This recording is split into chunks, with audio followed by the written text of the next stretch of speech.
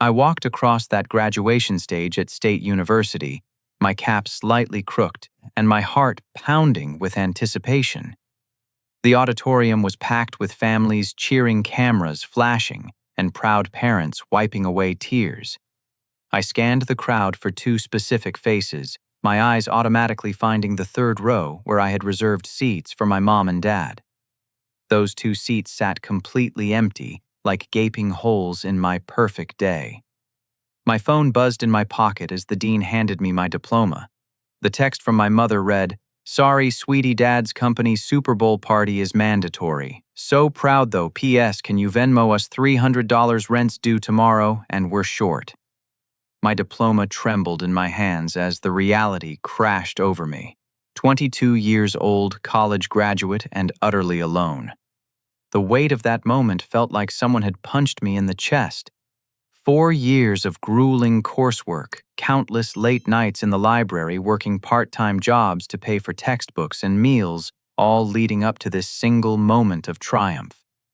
I had imagined this day so many times, picturing my parents' faces beaming with pride as I walked across that stage. Instead, I stood there holding my Bachelor of Science degree in Business Administration, surrounded by hundreds of celebrating families while mine was at some corporate Super Bowl party. My roommate Jake found me afterward, his own family clustered around him with congratulatory hugs and bouquets of flowers. His mother immediately noticed my solitude and pulled me into their circle, insisting I join their celebration dinner. But I couldn't focus on their kindness or their questions about my plans after graduation. All I could think about was that text message.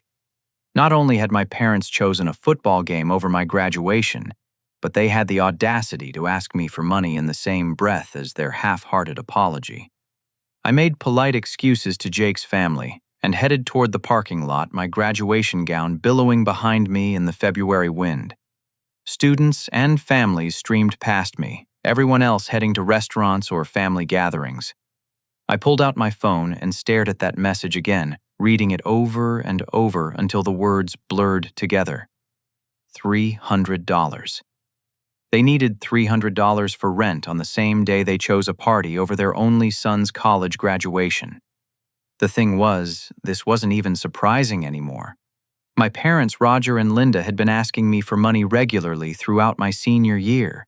$20 here, $50 there, always with some urgent excuse about bills or unexpected expenses. I had been working at the campus bookstore 20 hours a week, barely making enough to cover my own expenses, but I always found a way to help them. They were my parents, after all. Family takes care of family, right? But today felt different. Today their priorities were crystal clear, and I wasn't even close to the top of their list.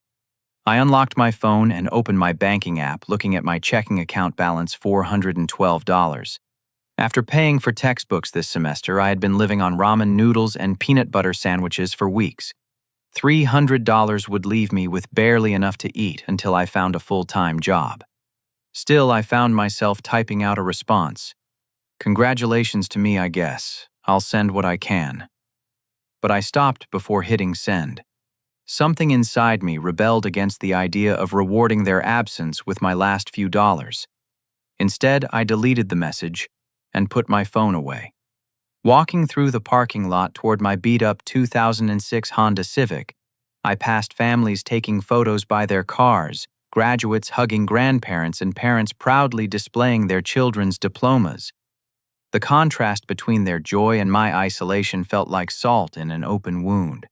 I had worked so hard for this moment, sacrificed so much, and the two people who should have been proudest of me couldn't even be bothered to show up. I sat in my car for a moment, staring at the empty passenger seat where I had imagined my mom would sit, maybe holding flowers or a small gift to celebrate my achievement. The silence was deafening. No congratulations. No proud parent posting photos on social media, no family dinner to mark this milestone. Just an empty car, an empty heart, and a text message asking for money. The irony wasn't lost on me that I was now a college graduate with a business degree, yet I was being asked to financially support my parents who both had full-time jobs. My father worked in sales for a mid-sized insurance company, and my mother had been a dental hygienist for over 15 years. Together, they should have been making decent money, certainly enough to cover their rent without borrowing from their college student son. But here I was, sitting alone in a parking lot on what should have been one of the happiest days of my life, being treated like a personal ATM rather than a son who had just achieved something significant. The sting of their absence mixed with the insult of their request created a toxic cocktail of emotions I wasn't prepared to handle. As I started my car and pulled out of the parking space, I made a decision. I wasn't going to respond to their text message right away. For once in my life, my parents could wait for my answer while I figured out what their absence on graduation day really meant for our relationship going forward. The drive back to my apartment felt longer than usual, every red light giving me more time to think about how completely alone I felt in what should have been my moment of triumph. The empty passenger seat seemed to mock me, a physical reminder that the people who were supposed to love me most had chosen elsewhere to be. Back at my apartment, I couldn't bring myself to go inside and face the emptiness. Instead, I drove to the Denny's parking lot near campus, the same place I used to study late at night when the library closed. I sat there in my Honda Civic, still wearing my graduation cap and gown as families drove past heading home from their own celebrations. The contrast between their joy and my isolation finally broke something inside me. The tears came without warning, ugly sobs that shook my entire body. 22 years of putting my parents' needs before my own, of making excuses for their behavior, of convincing myself that their love was just expressed differently. All of it came crashing down in that parking lot as I realized I had spent my entire life being their backup plan, never their priority. I pulled out my phone, desperate for some kind of connection, and opened Instagram. The first post I saw made my blood run cold. My mother had posted a story from what looked like an incredibly upscale Super Bowl party.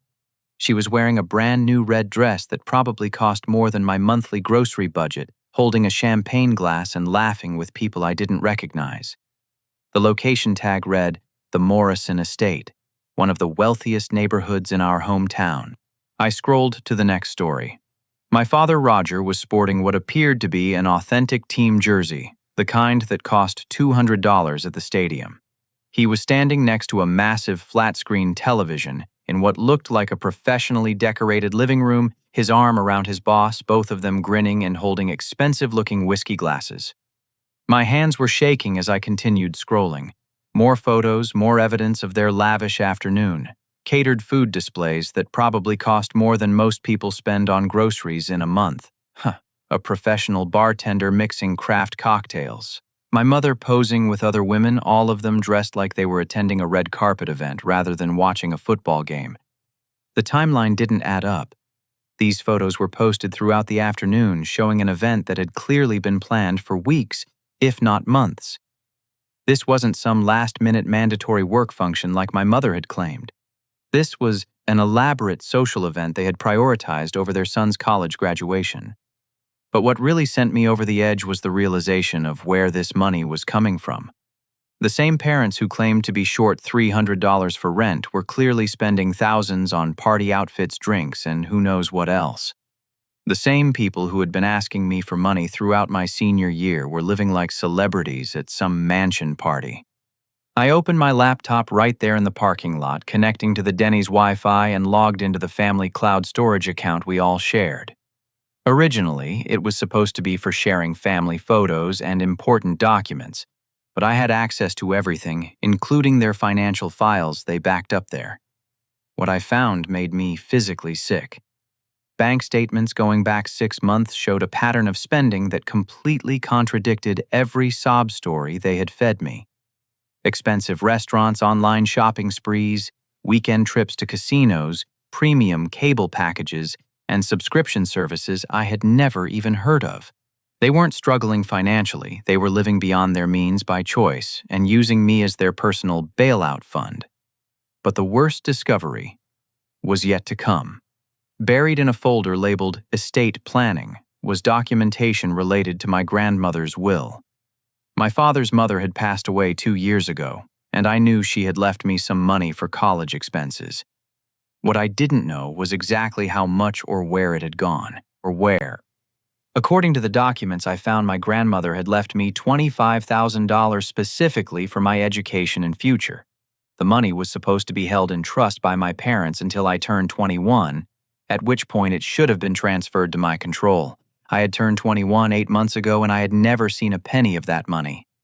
Digging deeper into their financial records, I found evidence that they had been systematically withdrawing money from that trust account for over a year. The final withdrawal, clearing out the remaining balance of $8,000, had been made just 3 weeks ago. The same week, they had asked me for money to help with their car payment. They had stolen my inheritance. The money my grandmother had specifically left for my future they had spent on their lifestyle while simultaneously guilt-tripping me into supporting them financially. Every time I had sent them $20 or $50 thinking I was helping family in need, they had been living off money that rightfully belonged to me. The betrayal cut deeper than anything I had ever experienced. This wasn't just about missing my graduation or asking me for money. This was about systematic deception theft and a complete disregard for my future. They had stolen from me while making me feel guilty for not giving them more. I sat there in that parking lot until the sun began to set, going through months of financial records, piecing together the full scope of their lies. They hadn't just spent my inheritance money. They had been using my identity to open credit cards, listing me as an authorized user on accounts I knew nothing about, and making purchases in my name that I had never authorized. My credit score, which I had been carefully building throughout college, was probably destroyed. My financial future had been compromised by the very people who were supposed to protect and support me. And they had done it all while playing the victims, asking for my help and sympathy. The final straw was a group text message that came through while I was reviewing their bank statements. It was from my mother to several family members, including me. Had such an amazing time at the Morrison Super Bowl party. Sometimes you just have to treat yourself. You know, life is too short not to enjoy the good things. Treat yourself with my money on my graduation day while asking me for more. Something fundamental shifted in that moment. The naive young man who had always put family first, who had made excuses for his parents' behavior, who had sacrificed his own needs to help them, died in that parking lot. In his place was someone who finally understood that love shouldn't come with a price tag, and family shouldn't be a one-way transaction. I screenshotted every piece of evidence I had found backing up the financial records to my own personal cloud storage.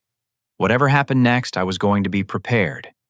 My parents had taught me that family could betray you in ways you never imagined possible.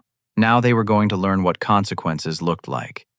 I drove straight to my childhood home, my graduation gown still on evidence of their financial betrayal burning on my phone screen. The house was blazing with lights, cars lined up along the street, and I could hear the roar of celebration from inside. They had come home from their fancy party and decided to continue the festivities, apparently unconcerned about their son's graduation day or their urgent rent money needs. I didn't knock. I used my key and walked straight through the front door into chaos. About 30 people filled our living room, most of them my father's co-workers and their spouses, all still riding high from their upscale Super Bowl experience. Multiple televisions showed game highlights while people clustered around a makeshift bar setup on our kitchen island. The house reeked of expensive alcohol and catered appetizers. Every person in that room turned to stare at me as I stood in the doorway wearing my cap and gown, my face streaked with dried tears and my eyes blazing with fury. The room gradually fell silent as conversations died and people realized something serious was happening. Allure. My mother's voice was artificially bright, clearly trying to deflect attention from my obvious distress. She rushed toward me in her expensive red dress, champagne glass still in hand. "Sweetheart, you look so handsome in your graduation outfit. Everyone, this is my son Taylor. He just graduated from State University today." A few people offered polite congratulations, but the tension in the room was thick enough to cut with a knife. I didn't acknowledge any of them. My focus was entirely on my parents, who were both trying to play the role of proud parents, while surrounded by evidence of their lies. "We need to talk," I said loudly enough for everyone to hear. "About the $25,000 you stole from me. About the credit cards you opened in my name. about the inheritance money you've been spending while asking me for rent money." My father's face went white, then immediately flushed red with anger. Roger had always been quick to aggression when cornered, and this was no exception.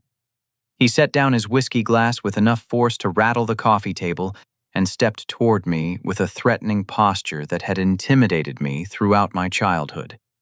"You need to watch your mouth, boy," he said in a low, dangerous voice.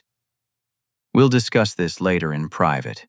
This is neither the time nor the place for your dramatic accusations." "Actually, this is exactly the time and place," I replied, pulling out my phone. "Because all these people should know what kind of people they're celebrating with. People who steal from their own son and lie about needing money for rent." The room was dead silent now. I could see people shifting uncomfortably, some reaching for their coats and purses, clearly wanting to escape what was becoming a very public family meltdown. But I was beyond caring about appearances or social etiquette. My mother tried a different approach, switching to her wounded victim voice. "Taylor, honey, you're obviously upset about something. Why don't we go upstairs and talk about this calmly? You're embarrassing yourself in front of our friends." "Your friends?" I laughed bitterly. "These people who watched you spend stolen money on designer clothes and premium alcohol, they're about to learn exactly who you really are." I began reading from the bank statements on my phone, detailing their spending patterns and the systematic theft of my inheritance.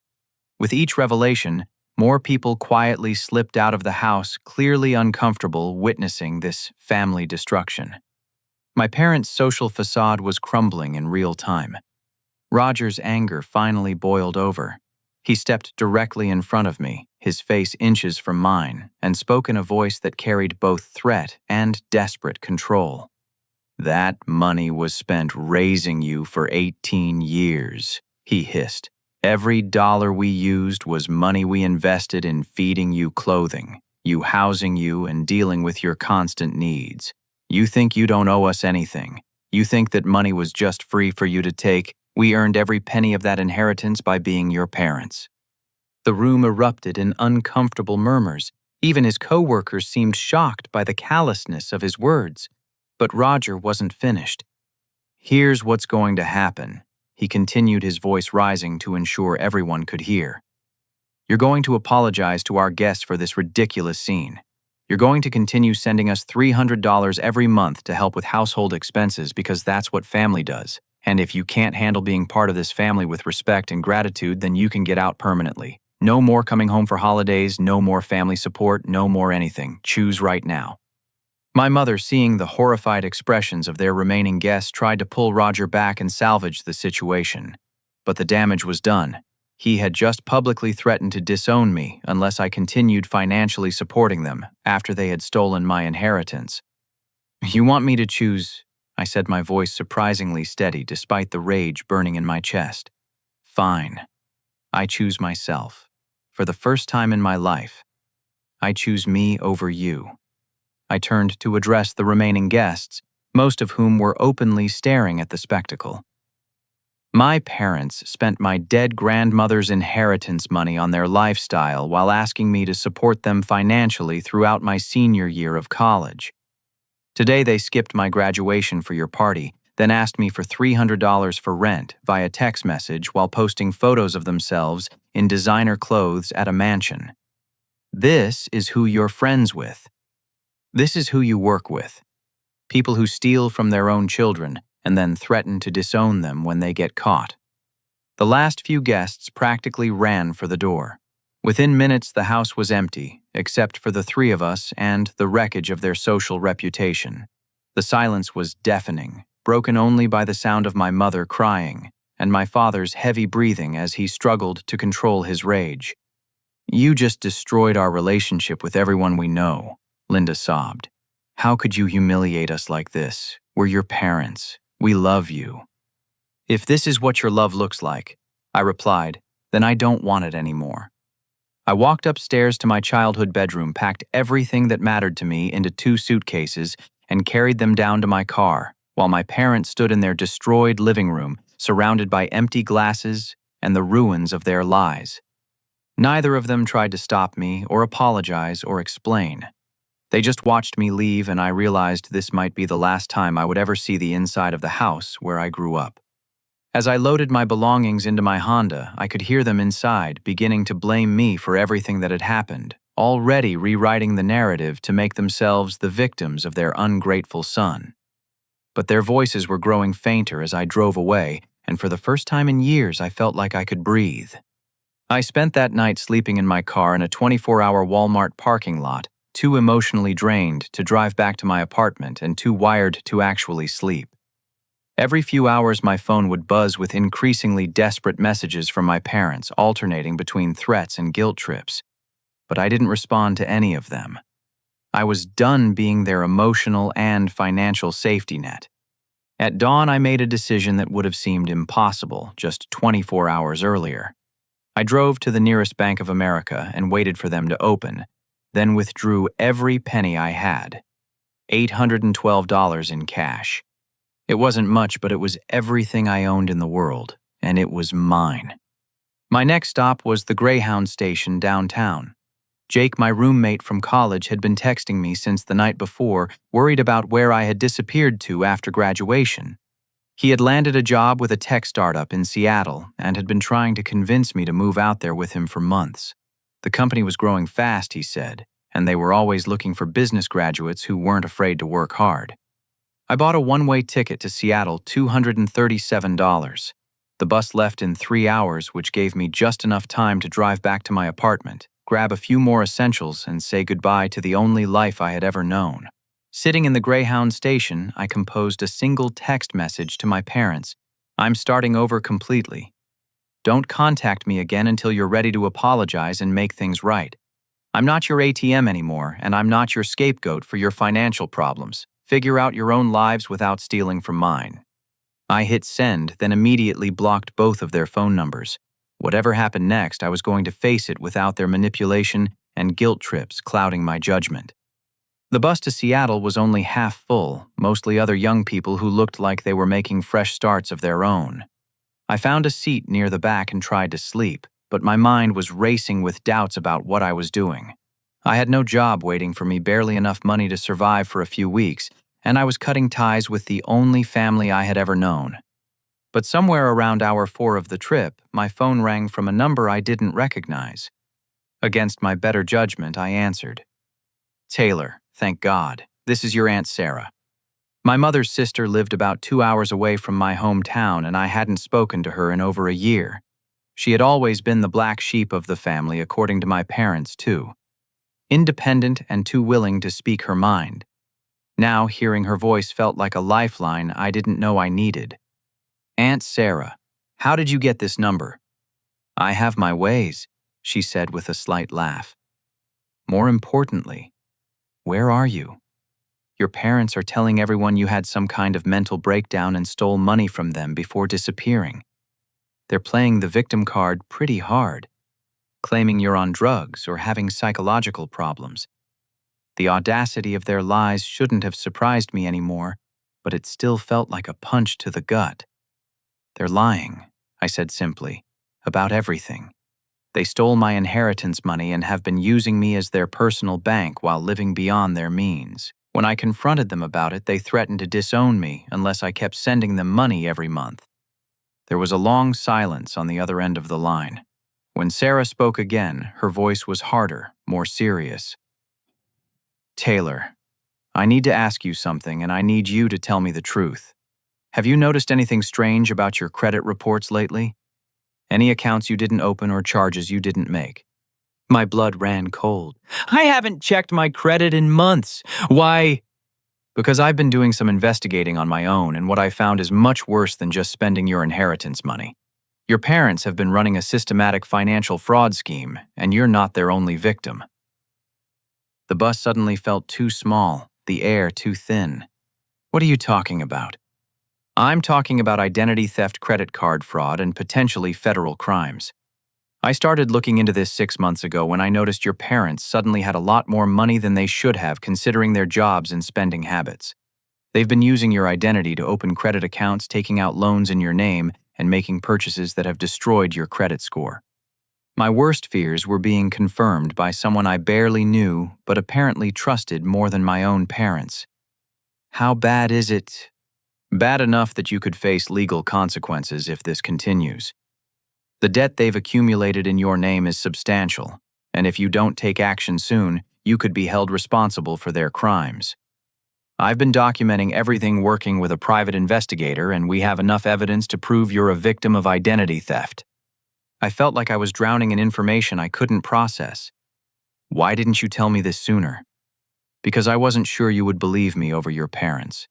They've spent years conditioning you to trust them and doubt everyone else, including me. But after what happened yesterday, I think you're finally ready to hear the truth about who they really are. The bus hit a pothole, jarring me back to the physical reality of my escape. I was literally running away from one nightmare and apparently heading straight into another. What do I do now? First, you need to pull your credit reports immediately and see the full scope of the damage. Then, you need to decide whether you're willing to fight back or if you're going to let them destroy your future along with your past. This isn't just about money anymore, Taylor. This is about your entire financial future and potentially your freedom. My head was spinning with the implications of what she was telling me. I'm on a bus to Seattle. I used my last $800 to start over, and now you're telling me I might be facing legal problems for crimes I didn't commit, he may. I'm telling you that running away won't solve this problem. Your parents won't stop just because you're gone. In fact, they might get worse knowing you can't monitor what they're doing. But I'm also telling you that you have options, and you have family who will help you fight back. For the first time since this nightmare began, I felt a glimmer of hope. Someone was offering to help me, to stand up against the people who had spent my entire life making me doubt my own perceptions and feelings. What do you need me to do? I need you to be brave, Sarah said. Braver than you've ever been in your life.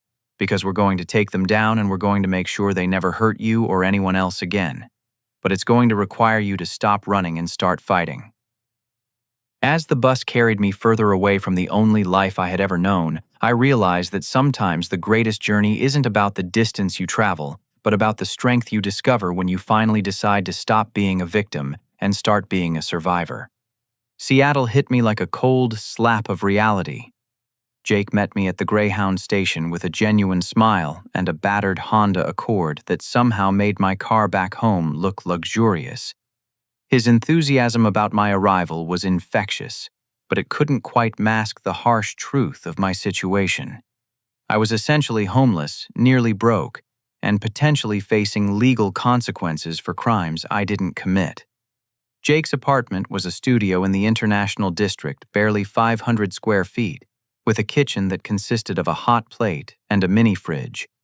He had set up an air mattress in the corner for me, surrounded by cardboard boxes that served as makeshift furniture. It wasn't much, but it was honest, and after everything I had been through, honesty felt like a luxury I hadn't experienced in years. The startup scene here is crazy, Jake explained as we shared a $2 bag of rice for dinner. Everyone's working on the next big thing and they don't care about your background as long as you can hustle. I already talked to my manager about you. They need someone in business development and the pay is decent for entry level. I appreciated his optimism, but I was too emotionally exhausted to share it. That night, lying on the air mattress, listening to the sounds of the city through thin walls, I finally pulled my credit reports using my laptop and Jake's Wi-Fi connection. The damage was worse than I had imagined. 7 credit cards I had never applied for, all with substantial balances. A personal loan for $15,000 that I had supposedly taken out 3 months ago. Multiple late payments and over-limit fees that had destroyed my credit score, dropping it from a respectable 720 to a disastrous 460. The systematic nature of the fraud was almost impressive in its thoroughness. My parents had been using my personal information to live a lifestyle they couldn't afford, and they had been careful to keep me in the dark about the consequences. Every missed payment, every over-limit fee, every late charge was being reported under my name, while they enjoyed the benefits of their stolen spending. I screenshotted everything and sent it to Aunt Sarah, then spent the rest of the night researching identity theft recovery and fraud reporting procedures. The process was overwhelming and bureaucratic, requiring police reports, affidavits, and documentation that would take months to complete. Jake helped me find a job at a warehouse in South Seattle loading trucks for an online retailer. The work was physically demanding and paid $12 an hour, but it was honest money and my manager didn't care about my credit problems or my lack of local references. I worked 10-hour shifts, came home exhausted, and spent my evenings documenting the financial crimes my parents had committed against me. For 3 weeks, this was my routine. Wake up at 5 in the morning, work until 4 in the afternoon, then spend the evening fighting bureaucracy and trying to untangle the financial mess that had been created in my name. My hands developed calluses from moving boxes. My back ached constantly, and I was barely making enough money to cover my share of Jake's rent and food. But something unexpected was happening during this process. For the first time in my life, I was supporting myself completely. Every dollar I earned was mine, every decision I made was my own, and I wasn't being manipulated or guilt-tripped into supporting anyone else's lifestyle. The poverty was real, but so was the freedom. My parents had been trying to contact me through various family members and mutual friends, spreading stories about my supposed mental breakdown and drug problems. According to these secondhand accounts, they were devastated by my disappearance and couldn't understand why I had turned against them so suddenly. The narrative they were spinning painted them as loving parents whose ungrateful son had stolen money from them before running away to live on the streets. But I had evidence of the truth, and I was no longer afraid to use it. The breakthrough came on a Thursday evening when Aunt Sarah called with news that would change everything. I was sitting on Jake's couch eating instant noodles and reviewing my budget for the 100th time when her call came through. "I have someone I want you to meet," she said without preamble. Her name is Detective Maria Rodriguez, and she specializes in family financial crimes. She's been reviewing the evidence I've gathered, and she thinks we have a strong case for criminal fraud charges. My heart started racing. Criminal charges against my parents. Against Roger and Linda, yes, but also potentially against other family members who might be involved. This pattern of behavior suggests a wider conspiracy, and Detective Rodriguez thinks your parents might be running similar schemes against other relatives. The idea that I wasn't their only victim was both horrifying and oddly comforting. It meant I wasn't crazy, and it meant their behavior wasn't somehow my fault. But it also meant other people I cared about might be suffering the same financial abuse I had endured. What happens next? Detective Rodriguez wants to meet with you in person. She's willing to come to Seattle if you're willing to cooperate with a formal investigation. But Taylor, I need you to understand what this means. If you move forward with this, there's no going back. Your parents will be arrested, probably prosecuted, and potentially sent to prison. Your relationship with them will be permanently destroyed. I thought about this for exactly 3 seconds. They destroyed our relationship when they stole my inheritance and ruined my credit while making me feel guilty for not giving them more money. I'm ready to cooperate with whatever investigation will stop them from hurting other people. Good, Sarah said, and I could hear the pride in her voice. Because Detective Rodriguez is already on her way to Seattle. She'll be there tomorrow morning, and she's bringing evidence that's going to shock you. Your parents haven't just been stealing from you, Taylor. They've been stealing from your grandmother's estate, from my mother, and probably from other family members we haven't identified yet. That night, I couldn't sleep at all. I lay on the air mattress thinking about my grandmother, who had always been kind to me, but had died when I was 19, and too focused on college to pay much attention to estate details. If my parents had been stealing from her estate beyond just my inheritance, it meant they had been committing crimes against a dead woman who couldn't defend herself. The rage I felt was different from the hurt and betrayal of the past few weeks. This was cold-focused anger directed at people who had revealed themselves to be monsters wearing the masks of loving parents. Tomorrow, I would begin the process of taking them down, and for the first time since my graduation day, I felt like I had some power in this situation. Jake found me awake at 5 in the morning, staring at the ceiling and trying to process everything that was about to happen. He didn't ask questions or offer advice. He just made coffee and sat with me in comfortable silence until it was time for me to face the next chapter of this nightmare. But this time, I wouldn't be facing it alone. Detective Maria Rodriguez looked exactly like someone you would want on your side in a fight. She was in her 40s with graying hair pulled back in a practical ponytail and eyes that missed nothing. She met me at a Starbucks near Pike Place Market, arriving with a briefcase full of evidence and an attitude that suggested my parents had made a serious mistake when they decided to commit crimes in multiple states. "Your Aunt Sarah has been incredibly thorough in her investigation," she said, spreading documents across our corner table. "But I need to hear your story directly from you in your own words before we proceed with formal charges." I told her everything: the missed graduation, the text asking for money, the discovery of my stolen inheritance, the confrontation at their house, and the credit card fraud I had uncovered since moving to Seattle. Detective Rodriguez took notes and recorded our conversation with my permission, occasionally asking clarifying questions that revealed just how experienced she was with these types of family financial crimes. "What you've described is a classic pattern of financial elder abuse and identity theft," she explained. "Your parents have been using their position as family members to gain access to personal information and financial accounts, then exploiting that access for their own benefit. The fact that they've been doing this while simultaneously asking you for money suggests a level of manipulation and psychological abuse that goes beyond simple theft." She opened her briefcase and pulled out a folder thick with bank statements, credit reports, and legal documents. "Here's what we know so far about the full scope of their crimes." The evidence was staggering. My parents had been running financial scams against multiple family members for at least 3 years. They had stolen not just my inheritance, but also money from my grandmother's estate that should have gone to other relatives. They had opened credit accounts in my Aunt Sarah's name, forged documents to gain access to my elderly great-aunt's Social Security benefits, and even filed false tax returns claiming dependency on relatives they weren't supporting. "The total amount we can prove they've stolen is over $150,000, Detective Rodriguez said. "And that's just what we've been able to document so far. The real number is probably much higher." My hands were shaking as I looked through the evidence. These weren't desperate people making mistakes in difficult circumstances. These were calculated criminals who had been systematically exploiting their own family members while presenting themselves as loving relatives who needed help. But the most shocking revelation was yet to come.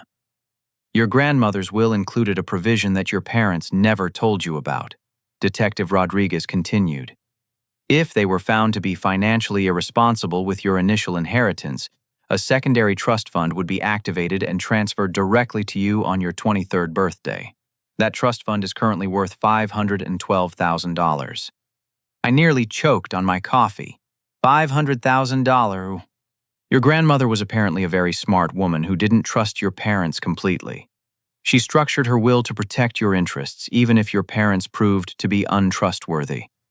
The secondary trust has been growing in value for 2 years, while we've been investigating their financial crimes." The irony was almost too much to process. My parents had stolen my inheritance and ruined my credit, forcing me to flee to Seattle and work in a warehouse for barely enough money to survive. Meanwhile, there was over $500,000 waiting for me. Money that would become accessible in just 2 weeks when I turned 23. "But here's the catch," Detective Rodriguez said.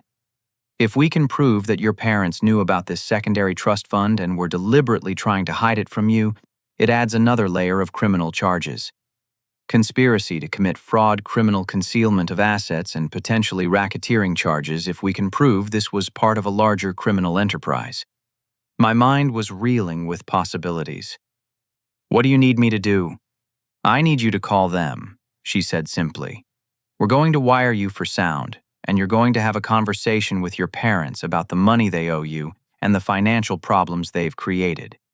If they admit to knowing about the secondary trust fund, or if they make any threats or demands for continued financial support, we'll have everything we need to arrest them." The thought of talking to my parents again made my stomach turn, but I understood the necessity. What if they don't admit to anything? What if they just hang up on me? Then we move forward with the charges we can already prove and you still get access to your trust fund in 2 weeks. But if they do incriminate themselves, we can charge them with felony conspiracy and ensure they spend significant time in federal prison. We spent the next hour planning the conversation. Detective Rodriguez explained how the recording equipment worked, coached me on what questions to ask, and prepared me for various ways my parents might try to manipulate or threaten me during the call. As we were wrapping up, she handed me a business card and looked me directly in the eyes. "Taylor, I want you to understand something. What happened to you isn't your fault. Your parents are criminals who used your love and trust against you. You're not responsible for their choices, and you don't owe them forgiveness or financial support just because they're family." Those words hit me harder than any of the evidence or legal explanations. For months, I had been carrying guilt about abandoning my parents and wondering if I was being too harsh in cutting them off completely. Hearing a law enforcement professional confirm that I was the victim, not the villain, felt like permission to stop apologizing for protecting myself. "There's one more thing," Detective Rodriguez said as we prepared to leave. "Your Aunt Sarah has been working with federal investigators on this case for 6 months. She suspected your parents were committing crimes long before your graduation day, and she's been building evidence to protect you and other family members. You have people in your corner who care about your well-being more than maintaining family peace." Walking back to Jake's apartment, I felt something I hadn't experienced since childhood. The knowledge that adults who cared about me were working to protect me from people who meant me harm. For the first time in my adult life, I wasn't facing my problems alone. Tomorrow I would call my parents and give them enough rope to hang themselves with their own words. After that, justice would finally begin to be served, and I could start building a life based on truth instead of manipulation. The scared, broke young man who had arrived in Seattle 3 weeks ago was gone. In his place was someone ready to fight for what was right, armed with evidence allies and the promise of financial security that would let him build whatever future he chose. The recording equipment was smaller than I had expected, just a tiny device that clipped to my shirt collar and connected to Detective Rodriguez's monitoring setup in the hotel room next to Jake's apartment. We had rehearsed the conversation multiple times, but my hands were still shaking as I dialed my parents' number for the first time in nearly a month. My mother answered on the second ring, her voice immediately switching to the wounded, victimized tone I knew so well. "Taylor, oh my God, sweetheart, where are you? We've been so worried sick about you. Your father has barely slept since you disappeared. We know you're upset about something, but we love you, and we just want to help you work through whatever problems you're having." The manipulation was so automatic, so practiced, that I almost fell back into my old patterns of guilt and self-doubt. But Detective Rodriguez had warned me about this, and I was ready for it. "I'm calling because I want to talk about the money," I said, keeping my voice as neutral as possible. "The inheritance money from Grandma that was supposed to be mine." There was a pause, and I could hear my mother whispering to someone in the background before my father's voice came on the line. "Taylor, son, you're being ridiculous about this inheritance situation. That money was used to support you throughout your childhood and college years. Food, clothing, housing, medical expenses. Every dollar went toward your well-being just like it was supposed to. You should be grateful, not angry. I should be grateful that you spent my inheritance without telling me, then asked me for money while you were spending thousands of dollars on parties and designer clothes." My father's tone immediately became more aggressive. "Watch your attitude, boy. We didn't spend your money on parties. We used it responsibly to cover family expenses that benefited everyone, including you. And as for asking you for help occasionally, that's what families do. They support each other."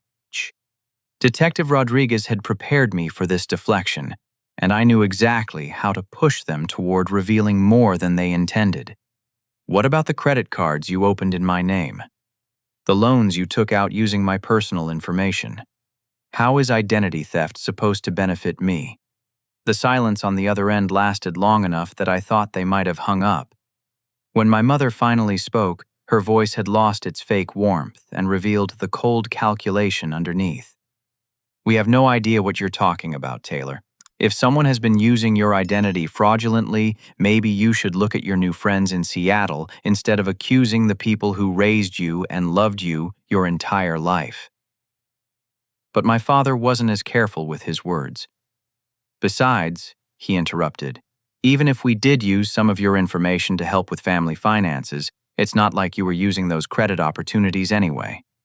We were building your credit history and managing your financial portfolio better than you ever could have on your own. Detective Rodriguez gave me a thumbs up from across the room. My father had just admitted to using my identity for financial purposes even while trying to frame it as beneficial to me. So you did open credit accounts in my name, I pressed. And you've been making purchases on those accounts while I was responsible for the debt. It's not that simple, my mother said quickly, trying to backtrack. Sometimes family finances get complicated and we had to make difficult decisions to keep everyone afloat. But we always intended to take care of any obligations before they affected you. Like the $25,000 you took from my trust fund, were you planning to take care of that obligation too, Maesty? Another long silence. When my father spoke again, his voice carried a threatening edge that brought back memories of childhood arguments where he used intimidation to end conversations he was losing. Here's what's going to happen, Taylor. You're going to stop this nonsense about stolen money and credit cards, and you're going to come home and apologize to your family for the embarrassment you caused at our party. Then, we're going to sit down and work out a reasonable monthly payment plan for you to help support the household, just like any responsible adult child would do. And if I don't agree to that, then you'll find out what it really means to be on your own in the world. No family support, no emergency help when you need it, no inheritance money when we pass away someday. You'll be completely cut off from everyone who has ever cared about you. Detective Rodriguez was writing furiously on a notepad documenting every threat and admission. But I wasn't finished pushing them yet. Speaking of inheritance, money, is there anything else from Grandma's estate that I should know about, any other money or accounts that were supposed to come to me? The silence this time was different, charged with panic and whispered conversations I couldn't quite make out. When my mother finally responded, her voice was tight with barely controlled anxiety. Your grandmother's estate was settled appropriately according to her wishes. There's nothing else for you to worry about or concern yourself with.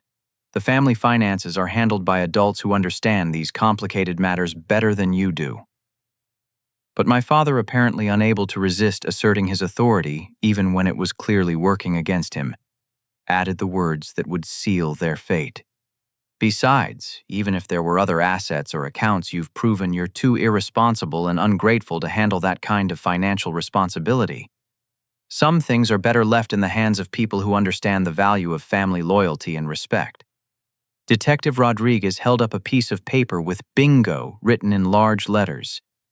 My father had just admitted that he knew about additional assets from my grandmother's estate, while simultaneously arguing that I didn't deserve access to them.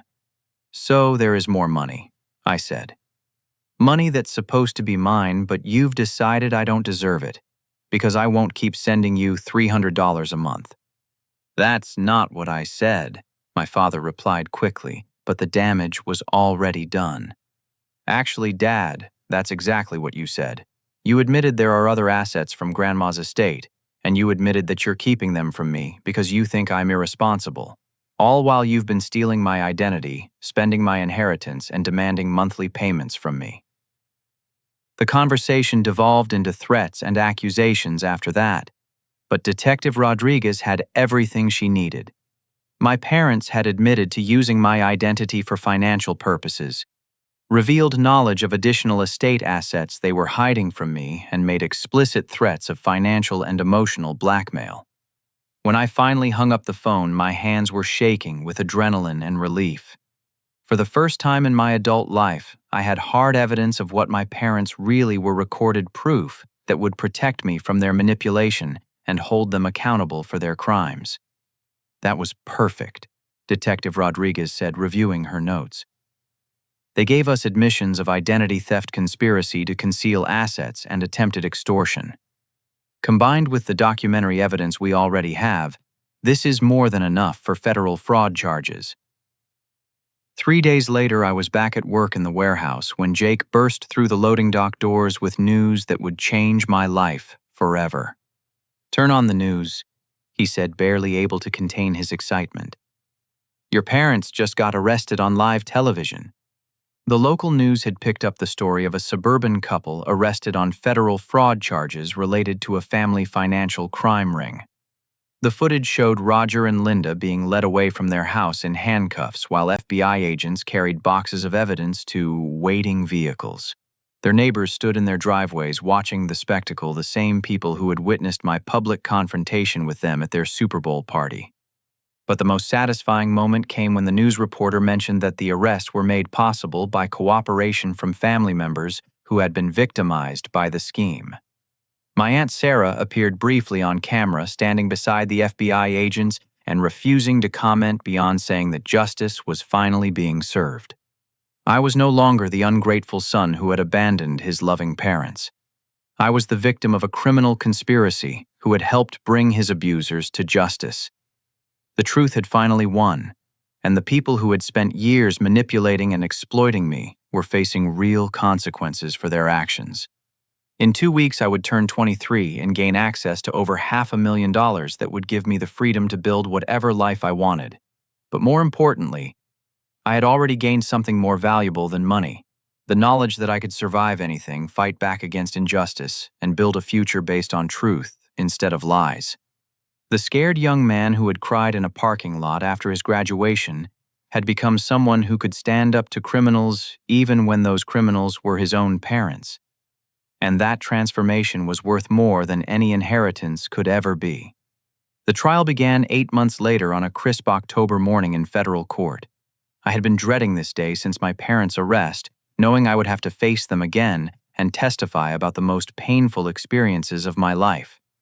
But as I walked into that courtroom wearing a new suit purchased with money from my grandmother's trust fund, I felt something unexpected: pity. Roger and Linda sat at the defendant's table looking smaller and older than I remembered.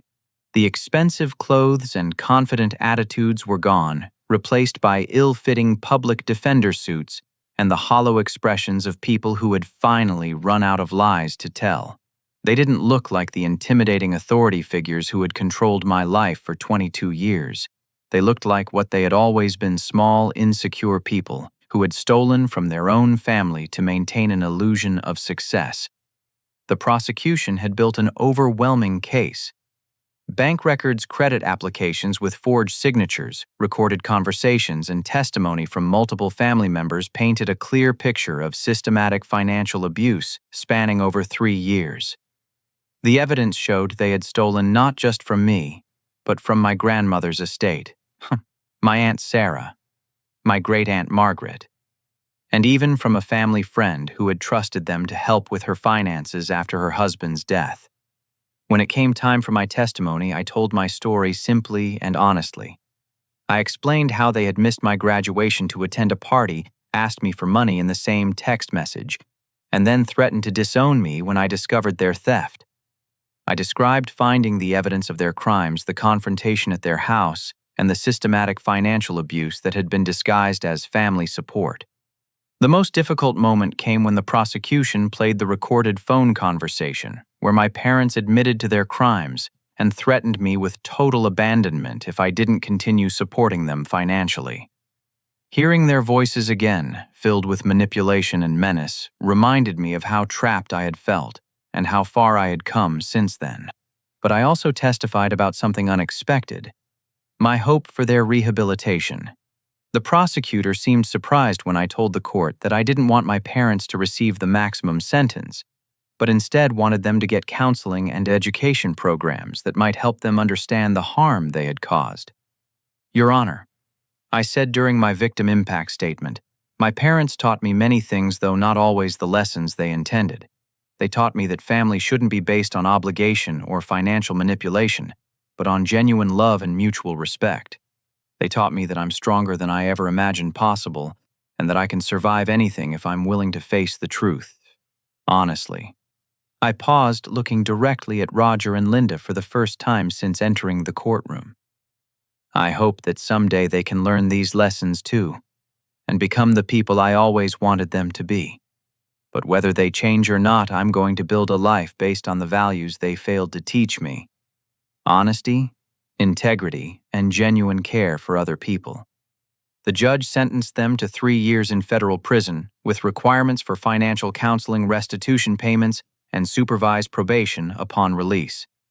It was less than the maximum they could have received, but enough to ensure they faced real consequences for their actions and had time to reflect on the harm they had caused. After the trial, I used my inheritance money in ways my grandmother would have been proud of. I started a nonprofit organization called Family Financial Justice, dedicated to helping young adults recover from financial abuse by relatives. Jake became my business partner, bringing his tech skills to help us build an online platform where victims could access resources, legal advice, and emotional support. The organization grew faster than we had ever imagined. Apparently, family financial abuse was far more common than anyone realized, and there were thousands of young adults across the country dealing with similar situations to what I had experienced. We helped people understand their rights, navigate the legal system, and rebuild their credit and financial futures. I bought a modest house in a Seattle suburb, nothing fancy, but genuinely mine. In a way the childhood home had never been. I furnished it with comfortable, practical furniture and filled it with books, plants, and art that reflected my actual interests rather than someone else's expectations. For the first time in my life, I was living in a space that felt authentically like me. Dating was complicated at first. It's difficult to explain to potential partners that your parents are in federal prison for stealing your identity and that you're running a non-profit organization dedicated to helping other victims of family financial abuse. But eventually I met someone who understood that our past doesn't define our future, and that sometimes the most interesting people are those who have overcome extraordinary challenges. 18 months after the trial, I received a letter from my mother in prison. It was different from the manipulative communications I had expected. Instead of excuses or attempts to shift blame, it was a genuine apology that acknowledged the specific harms they had caused and took full responsibility for their choices. "We destroyed your trust and stole your future because we were too proud to live within our means and too selfish to consider how our actions would affect you," she wrote. "There's no excuse for what we did, and we understand if you never want to see us again. But we want you to know that watching you testify about our crimes with such grace and maturity made us realize what incredible people you could become, despite our failures as parents." My father's letter came a month later, shorter but equally honest in its acknowledgement of wrongdoing and expression of genuine remorse. Both of them mentioned the financial counseling and therapy programs they were participating in, and their growing understanding of how their behavior had damaged not just my finances, but my ability to trust and feel secure in relationships. I didn't respond to their letters immediately. The wounds were still too fresh, and I wasn't ready to risk the emotional manipulation that had characterized our relationship for so many years. But I kept the letters, and sometimes I read them when I was struggling with feelings of guilt or doubt about the choices I had made. 6 months before their release date, I made a decision that surprised everyone, including myself. I agreed to meet with them in the prison's family visitation room with clear boundaries about what we would and wouldn't discuss. The people who sat across from me at that metal table were different from the parents I had known growing up. Prison had stripped away their pretenses and forced them to confront the reality of their actions. They looked older, humbler, and genuinely remorseful in a way I had never seen before. We didn't hug or cry or have some dramatic reconciliation scene like in movies. Instead, we had an honest conversation about the damage that had been done and the work that would be required to build any kind of relationship going forward. "We know we don't deserve your forgiveness," my father said, "and we're not asking for it until we've proven we've actually changed. But we want you to know that everything good you've accomplished, everything strong and decent about the person you've become, that came from you, not from us. We failed you as parents, but you succeeded despite us." My mother added, "We're proud of the organization you've started and the people you're helping. It's the kind of work that actually matters, and we're glad you found a way to turn our mistakes into something that helps other people." I established firm boundaries for any future relationship. No financial discussions, no requests for money or support, no attempts to guilt me into family obligations I wasn't ready for. If they wanted to be part of my life, it would be on the basis of mutual respect and genuine affection, not blood relation or family duty. Over the following year, we exchanged occasional letters and had supervised phone conversations. Slowly, carefully, we began building something that resembled a healthy relationship. It wasn't the parent-child relationship I had always wanted, but it was honest and based on reality rather than manipulation. 3 years after my graduation day, I stood in front of a room full of young adults who were facing similar financial abuse situations. Some of them had parents who stole their identities, others had family members who manipulated them into supporting destructive lifestyles, and still others were dealing with financial gaslighting that made them doubt their own perceptions and judgment. The hardest part, I told them, isn't dealing with the financial damage or even the legal consequences. The hardest part is accepting that the people who were supposed to protect you were actually the ones hurting you, and that it's okay to choose your own well-being over their comfort. I shared my story from the empty seats at graduation to the federal trial, to the slow, difficult process of rebuilding relationships on healthier terms. I talked about the difference between forgiveness and enabling, between family loyalty and self-destruction. You are not responsible for fixing your family's financial problems, I said. You are not required to set yourself on fire to keep other people warm, and you are not obligated to maintain relationships that harm your mental health, financial security, or future prospects. After the presentation, a young woman approached me with tears in her eyes. My parents have been asking me for money since I got my first job at 16, she said. They make me feel guilty every time I try to save money for myself or spend anything on things I want. I thought I was being selfish, but listening to your story, I realized they're the ones being selfish. These conversations happened after every presentation, and they reminded me why this work was so important. Family financial abuse thrives in silence and secrecy, fed by shame and misplaced loyalty. By sharing our stories and supporting each other, we could break those cycles and help people build the lives they actually wanted.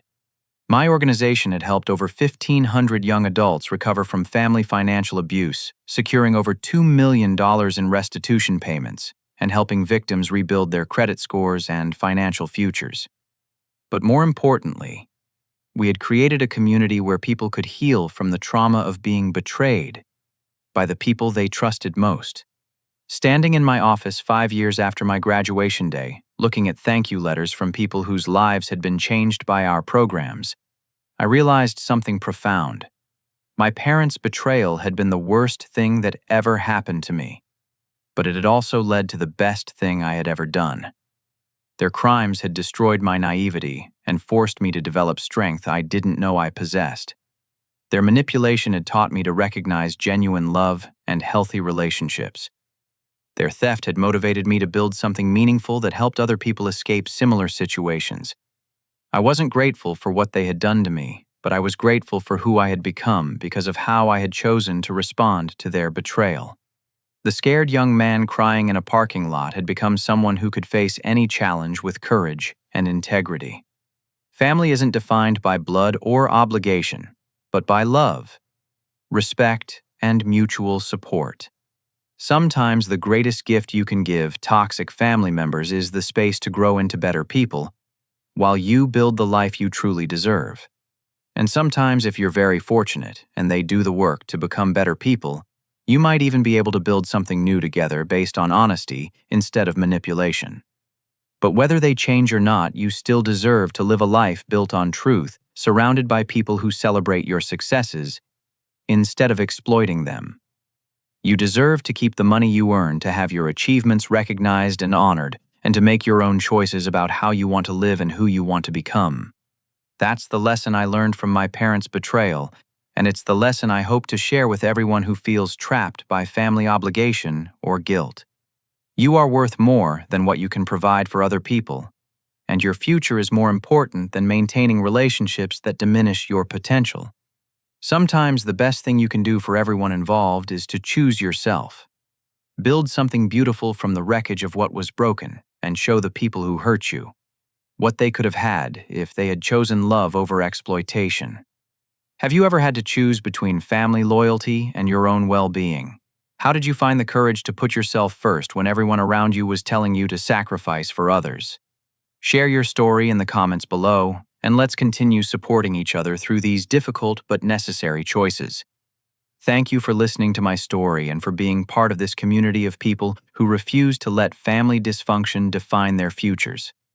Remember to like this video if it resonated with you, subscribe for more stories about overcoming family challenges, and share this with anyone who might need to hear that they're not alone in these struggles.